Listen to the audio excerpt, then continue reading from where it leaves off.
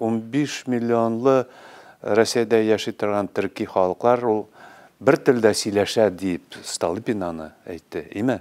Шуңар аның үзенчәлекне табып, аларны айрым халыкларга бүләргә кирәк дип.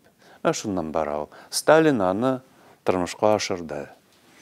Ә инде бу генетика белән ул бит милләт бәйле түгел. Ул генетика ул бер, ә милләт ул бүтән. Шуңар аны ничектер бәйлиләр икән, име бу ясалма, әлбәттә. Я биологлар надан. Менә алар тарихны да белми, телләрне дә белми, ләкин әйтәләр, менә Балановский инде бер интервьюда әйткән иде. Татарлар юк, бар төньяк төркиләр. Ә мине кая ул җуйды? Мин бит үз-үземне әйтәм, мин татар дип. Сез дә шулай дисез, име? Һәм тагы 5 миллион ярым халык Россиядә шулай без татар ди. Ә ул әйтә, юк, татарлар юк ди. Бу әкәмәт инде теге. Бу кемдер акча түләгән, алар шуны эшлиләр.